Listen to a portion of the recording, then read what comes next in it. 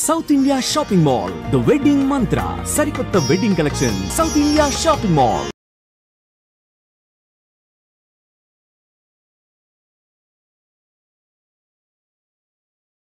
Society నిలబడేదే కుటుంబ వ్యవస్థ మీద.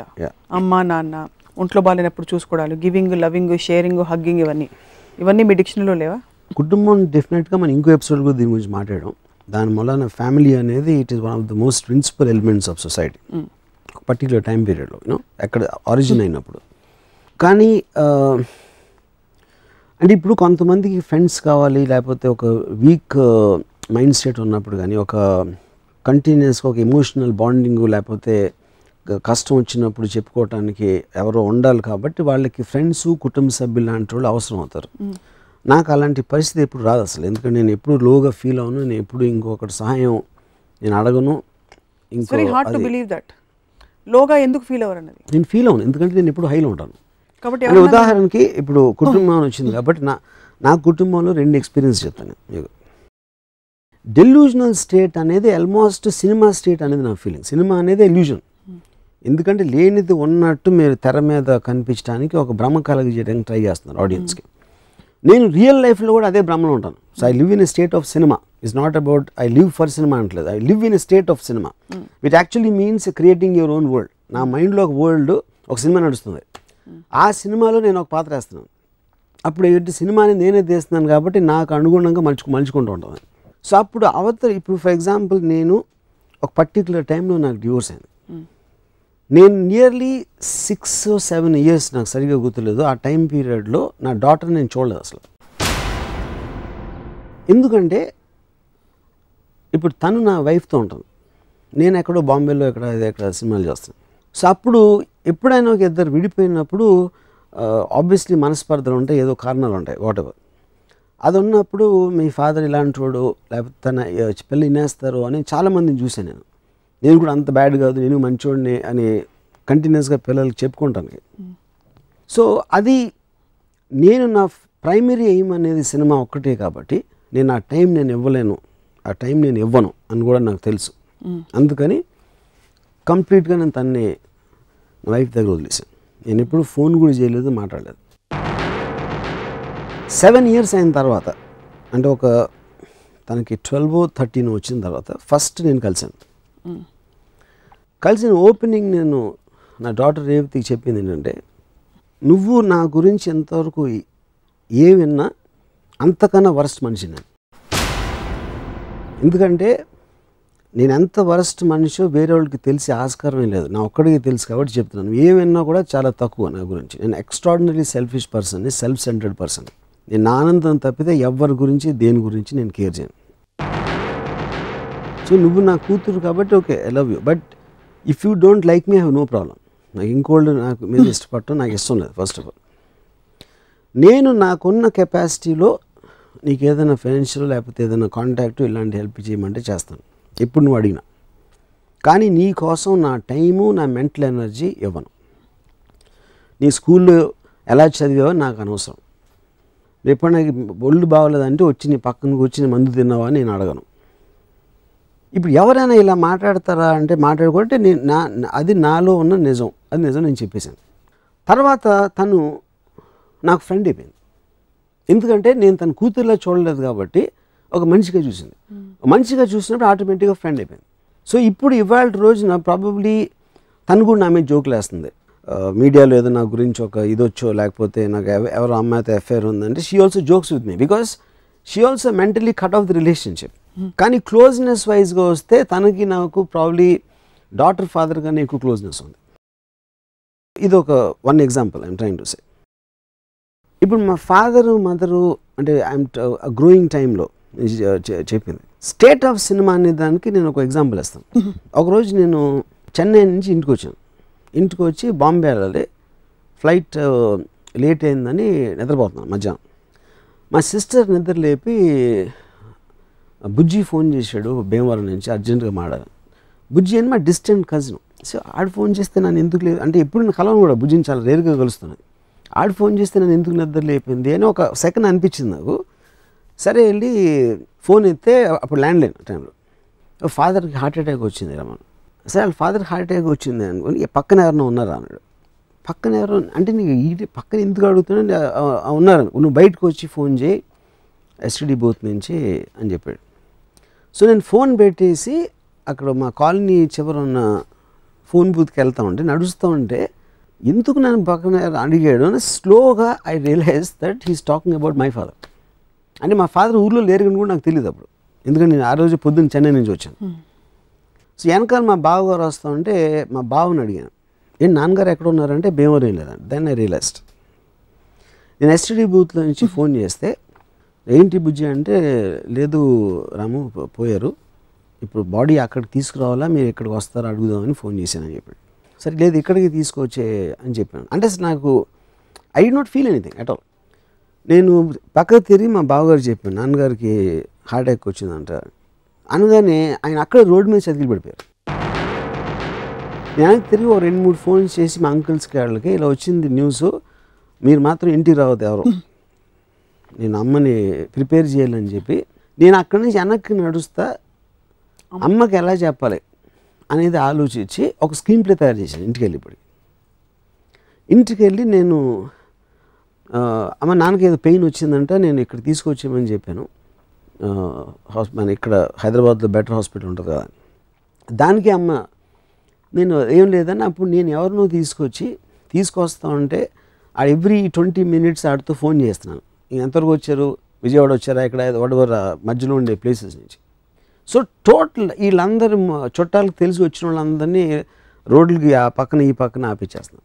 అండ్ ఇదంతా making a film actually. Why to create one effect on my mother, how to prepare her slowly, ఆమె సింక్ అన్ని ఎలా చేయాలని స్క్రీన్ ప్లేలో నేను డైరెక్షన్ చేస్తున్నాను. ఫాదర్ పోయారు అనేది నేనేం ఫీల్ అవ్వాలనేది అసలు నేను మర్చిపోయినాను కంప్లీట్గా. అయిపోయిన తర్వాత ఒక పర్టికులర్ టైంలో మా గ్రాండ్ ఫాదర్ వచ్చేసి, అంటే రాత్రి అయిపోయింది, అప్పటికి ఇంకా వస్తున్నారు దారిలో ఉన్నారు ఎలాంటివి మెయింటైన్ చేస్తారు. ఎప్పుడైతే మా గ్రాండ్ ఫాదర్ ఒక పర్టికులర్ టైంలో వచ్చి చెప్పనా అని అడిగితే వద్దు మనం లాస్ట్ మినిట్ వరకు చెప్పదని చెప్పాను. తర్వాత నేను నిద్రపోయిన తర్వాత ఒక 2 o'clock రాత్రి మా కజిన్ నిద్ర లేపి కారు వచ్చింది అన్నాడు. నేను బయటకు వచ్చి కారు కొంచెం దూరం లాగుంది, మా ఫాదర్ కారు. అది చూసి ఫస్ట్ టైం నాకు స్ట్రైక్ అయింది యాక్చువల్గా, అసలు ఏంటి విషయం అనేది. అంటే సినిమాలోంచి రియల్ లైఫ్లోకి ఒక సెకండ్ వచ్చింది బయటికి.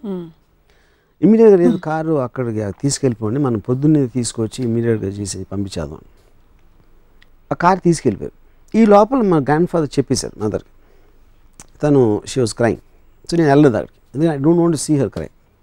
తర్వాత పొద్దున్న అక్కడికి వెళ్ళి ఆ బాడీని బయటికి తీస్తూ ఉంటే మా సమ్ అంకుల్ ఎవరో ఉన్నారు, ఆ ప్రాక్టికల్ ఆస్పెక్ట్ ఆఫ్ బయటికి తీసుకొస్తా ఉంటే ఆ కాలు కొంచెం టేప్ పెట్టండి అంటే అలాంటిది ఒక ఇన్స్ట్రక్షన్ ఇచ్చాడు. అంటే మనం ఫర్నిచర్ ఏదో తీస్తూ ఉంటే చెప్తాం కదా, ఒక ప్రాక్టికల్ ఆస్పెక్ట్ జరపటం అనేది.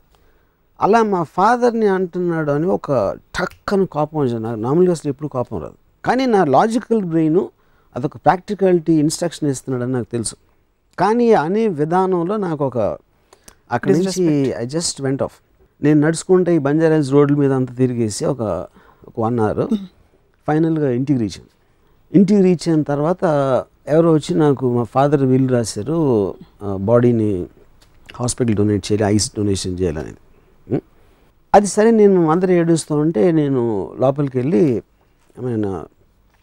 ఇలా నాన్నగారు ఇలా వీలు రాశారు అది ఇది అని చెప్తే, అండ్ ఆబ్వియస్లీ మిగతా చుట్టాలు అందరూ అలాంటి మామూలుగా అలౌ చేయరు కాబట్టి కన్జర్వేటివ్ పీపుల్ వాళ్ళు ఎగెయిన్స్ట్గా చెప్తున్నారు. నేను చెప్తే నీ ఇష్టం నువ్వు తీసుకో, నువ్వే డిసైడ్ చేయాలి చెప్పింది మదర్. అప్పుడు నేను నాన్నగారు కావాల్సింది చేయాలి అని అనుకుని I went a go head and I డొనేషన్కి. సో ప్రసాద్ హాస్పిటల్ నుంచి ఎవరు వచ్చారు, 2 నర్సులు, నాకు ఇంకా గుర్తున్నారు. వాళ్ళు ఒక ఆటో దిగి ఏదో నడుస్తూ నవ్వుతా జోకులు వేసుకుంటూ లోపలికి వెళ్తారు, నేను బయట నుంచి ఉన్నాను. అఫ్కోర్స్ వాళ్ళకి 1 more patient, so they can't connect the same way. వీళ్ళ ఇంట్లో రిలేటివ్స్ ఉన్నారు వాళ్ళు ఉన్నారు అనేది క్వశ్చన్ కాదు. సో వాళ్ళు వెళ్ళి వాట్ ఎవర్ ప్రాసెస్ అందరినీ బయటికి పంపి దానికి సంబంధించిన మెడికల్ ప్రాసెస్ చేశారు. చేసిన తర్వాత ఫైనల్గా అప్పటి నుంచి బాడీ తీసుకెళ్ళే టైం వచ్చి నేను లోపలికి వెళ్ళేసరికి మదరు బాడీ పక్కన కూర్చొని ఏడుస్తున్నారు. వీళ్ళు చేసిన ప్రాసెస్లో అది కరెక్ట్గా చేయలేదా ఏం చేయలేదా ఒక ఐలిడ్ అనేది కొంచెం తెలుస్తుంది. అంటే అది వాళ్ళ మిస్టేకా ద ప్రాసెస్ అనేది నాకు గురించి తెలియదు. అప్పుడు నాకు కోపం వచ్చింది సార్ నా మీద. అంటే పాయింట్ అంటే మా మదరు తనతోటి ఒక 40 years ఉంది. తనని ఆ పరిస్థితిలో మా ఫాదర్ని చూపించాల్సిన డెసిషన్ తీసుకుంది నేను. Of course I didn't know that's how it will be. అప్పుడు కేవలం ఒక పోయిన ఆయన మాట నిలబెట్టుకోవటం కోసం ఒక బతికినోళ్ళని అలా సబ్జెక్ట్ చేయటం అనేది నేను ఎన్విజన్ చేయలేకపోయినా అనేది నా పాయింట్. సో అది ఐ థింక్ నేను చాలా ఫ్లాపులు తీసాను, కానీ that is the biggest flop I made in my life. Flop అనేది మీ డెసిషన్ గోయింగ్ రాంగ్, సినిమా అనేది కాదు, చాలా ఉంటాయి దాంట్లో. ఇప్పుడు కూడా నేను మా మదర్ని వీళ్ళందరినీ చూస్తున్నాను, కానీ ఆ రోజు రాత్రి ఒక విచిత్రమైన సౌండ్ వచ్చింది. ఏంటని చూస్తే మా బ్రదర్ ఏడుస్తున్నాడు. మా బ్రదర్ ఏడవటం నా లైఫ్లో ఎప్పుడు చూడలేదు. సో మా బ్రదర్ ఏడిస్తే సౌండ్ ఇలా వస్తుందా అంటే ఒక సౌండ్ ఎఫెక్ట్ లాగా చూస్తున్నాను. ఇది అయిపోయిన తర్వాత టోటల్గా అయిపోయింది. నేను మళ్ళీ ఒక 2 days అయ్యాక బాంబే వెళ్ళాను. నసిరుద్దీన్ షా యాక్టర్ని ఏదో దాన్ని కలవటానికి వెళ్తే నసిరుద్దీన్ షా సడన్గా అరే రాము ఇప్పుడే విన్నాను అంటే ఆబ్వియస్లీ హిందీలో జరిగింది కాన్వర్జేషను, మీ మదర్ పోయారంట కదా, ఐమ్ వెరీ సారీ అంటే ఆబ్వియస్లీ తనకి ఏదో రాంగ్ ఇన్ఫర్మేషన్ వచ్చింది. సో నేను ఇప్పుడు మా మదర్ కాదు ఫాదర్ అంటే ఆయన ఎంబారెస్మెంట్ ఫీల్ అవుతాడు కదా అని నేను వదిలేసి అనుసరి అప్పుడు తను ఆయన మదర్ గురించి చెప్పడం మొదలెట్టాడు. అంటే అప్పుడు నేను చెప్పడం మానేశాను కాబట్టి మళ్ళీ మీ మదర్ వయసు ఎంత, మదర్ పేరు ఏంటి, ఈ కాన్వర్జేషన్ ఎక్కడికి వెళ్ళిపోయింది. ఇప్పుడు మధ్యలో నేను చెప్తే లేదని మదర్ కాదు ఫాదర్ అంటే ముందు ఎందుకు చెప్పలేదు అంటే it almost became a inefficient comedy in a sense of the word. అది అయిపోయింది. దాని తర్వాత నియర్లీ 7 years అయిన తర్వాత ఒకరోజు నానా పాటేకర్ ఇంట్లో పూణేలో కూర్చుని అబ్ తక్ చెప్పన్ స్టోరీ గురించి డిస్కస్ చేస్తాం. నేను నానా పాటేకర్, ఒక రైటరు, ఒక అబ్ తక్ చెప్పన్ డైరెక్టర్ షిమిత్ అమీన్. ఏదో అందులో నానా పాటేకర్ వైఫ్ చచ్చిపోయినప్పుడు ఏమవ్వాలి సీన్లో రియాక్షన్ అనేది డిస్కస్ చేస్తా నానా పాటేకర్కి నేను చెప్పాను ఇన్సిడెంట్ నా ఫాదర్ గురించి. చెప్పినప్పుడు ఆ చెప్తా మధ్యలో స్టార్ట్ క్రైమ్. అంటే నియర్లీ 7-8 years తర్వాత అంతవరకు ఏడవలేదు.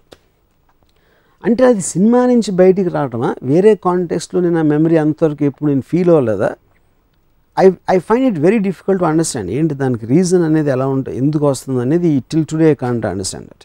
సో ఒక విధంగా చూస్తే మా ఫాదర్ పోయినప్పుడు ఏమీ ఫీల్ అవ్వకుండా నేను స్టోరీలు చేస్తున్నాను, స్క్రీన్ ప్లేలు చేస్తున్నాను, క్యారెక్టర్స్ క్రియేట్ చేస్తున్నాను, అబద్ధాలు చెప్తున్నాను, దాంట్లో బిజీగా ఉన్నాను. దాని తర్వాత నసిరుద్దీన్ షాతో మాట్లాడితే ఒక విధమైన కామెడీలాగా చూస్తున్నాను దాన్ని. ఇవన్నీ అయిపోయి ఇంకోటి ఏంటి, ఒక చాప్టర్ మర్చిపోయాను. మా మదర్కి నేను ఫోటోలు ఏం పెట్టదు మా ఇంట్లో, ఆ దండలన్నీ వేసి నాకు ఇష్టం ఉండదు. ఆ 10వ రోజు 13వ రోజు నాకు వద్దు, వాళ్ళందరూ వచ్చేవాళ్ళు మళ్ళీ వెళ్ళాలని వస్తారు, ఎవరికి ఏం ఫీలింగ్ ఉండదు. అండ్ నాకు ఈ చైర్లో వాట్ ఎవర్ అది వద్దు, let's remember him for the happy times. అసలు ఆయన ఉన్నారు అని మనం అనుకుని అలా ఉందాం, ఆయన గురించి ఆలోచించి అది చెయ్యొద్దు అని మా అమ్మకు ఒక లెక్చర్ ఇచ్చాను.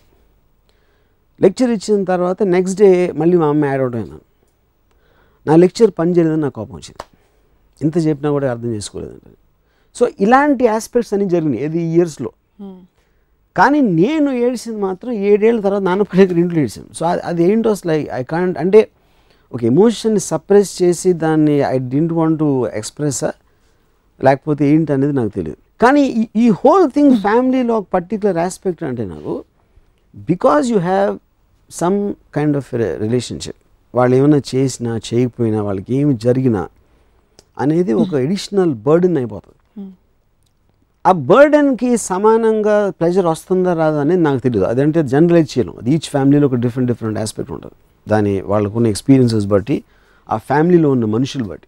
సో నాకు జనరల్గా ఇప్పుడు నేను చుట్టాలు కానీ లేకపోతే అసలు ఎప్పుడు వెళ్ళను, ఎవరింటికి నేను వెళ్ళను. ఒక ఫ్యామిలీ అనే ఒక యూనిట్ ఉంటేనే అసలు నేను ఒక ఏముంటుందని, ఇప్పుడు బాంబేలో నా కజిన్ ఒకడు ఉన్నాడు, నా బిల్డింగ్లో ఉంటాడు. నేను సాధారణంగా నా దగ్గర రమ్మంటాను కానీ వాళ్ళ ఇంటికి నేను వెళ్ళను. ఎందుకంటే ఇంటికి వెళ్ళేటప్పటికి ఆ కిచెను ఇది ఫ్యామిలీ తాలూకు జో అట్మాస్ఫియర్ ఉంటుంది కదా, అసలు ఐ కాంట్ స్టాండ్ దట్.